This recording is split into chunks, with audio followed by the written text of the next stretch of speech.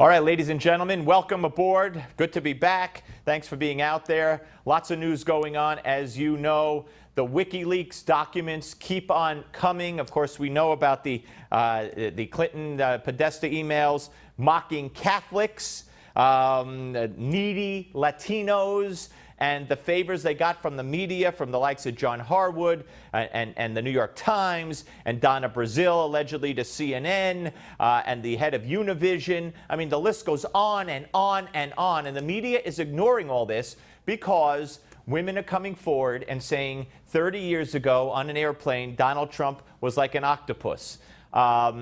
A writer for the New York Times, or some publication that did a story on Trump and Melania 11 years ago. When Melania left the room, Donald Trump forced himself on her, she now says. All these women are coming forward at the same time now. From 30 years ago, from 10 years ago, they're coming forward now. And Trump held a great rally in Florida earlier today. He addressed all this. I want to share some of it with you.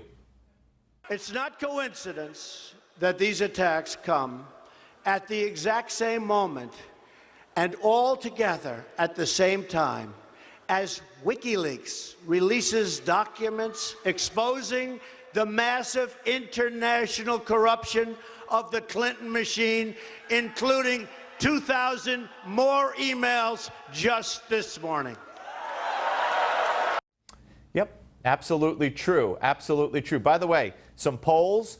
Rasmussen has them up by 1. LA Times has them up by 1. So, you know, and there are some polls we're going to talk about later with John Zogby. The CNN poll, I'll give you a quick one here. CNN poll. Remember who won the debate? CNN admits now that 58% of those who were polled favored Hillary before the debate. 58%. So after the debate, 57% said she won. Woo! She won the debate. Are you kidding me? And the Wall Street Journal NBC News poll after the debate that had her up 11 was so slanted, all Democrat except 12% independents and 24% Republicans. So we're going to talk to Zogby about that later. But here's more from Trump and these accusations. These vicious claims about me of inappropriate conduct with women are totally and absolutely false. And the Clintons know it, and they know it very well. These claims are all fabricated. They're pure fiction, and they're outright lies. Now, there are more, there's more to come here. He addresses the fact that there was a story. Remember the story a month or so or 2 months ago, a New York Times about these women, and one of the women mentioned in the Times story actually said, I never said that, and it was totally discredited. So he addresses another story now in the New York Times and these two writers who were at it, according to him, again. Now today, the same two discredited writers who should have been fired from the New York Times for what they did tell another totally fabricated and false story that supposedly took place on an airplane more than 30 years ago. Another ridiculous tale, no witnesses, no nothing. Now, I'm just saying, this woman says he raised the armrest and he was all over her like an octopus to the point where she had to change her seat. How could there be no witnesses on an airplane? I'm just saying, how could there be no witnesses? The guy's groping you and forcing himself on you in a confined airplane space to the point where you have to change your seat and nobody saw or heard or anything? I just don't. 30 years? She sat on this for 30 years until today, the same day that other women are coming forward. It just seems a little strange to me. But unlike Bill Clinton and Hillary Clinton, he's addressing it. He's saying this is baloney. I didn't do this stuff. More.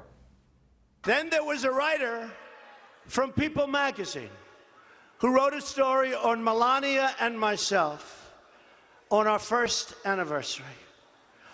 The story was beautiful. But last night we hear that after 12 years, this took place 12 years ago, this story, a new claim that I made inappropriate advances during the interview to this writer. Why didn't they make it part of the story?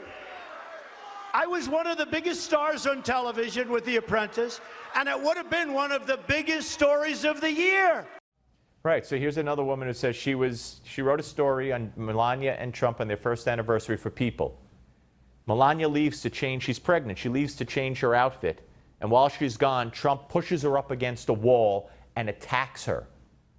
And then Melania comes back, and it's business as normal. This woman writes a glowing story and doesn't say anything until today. I'm just saying, does it make sense? You have to use your own judgment. Does it make sense? One more. I will not allow the Clinton machine to turn our campaign into a discussion of their slanders and lies. But let me state this as clearly as I can. These attacks are orchestrated by the Clintons and their media allies. The only thing Hillary Clinton has going for herself is the press. Without the press, she is absolutely zero. Yes, and before we get to Mark McKinnon, this story from Politico, you know how much money the RNC, the Republican National Committee, is spending on ads for Donald Trump? Take a guess. Take a guess. Nothing. They've spent nothing on Donald Trump, in support of Donald Trump. So they can make believe they're supporting him. They're not.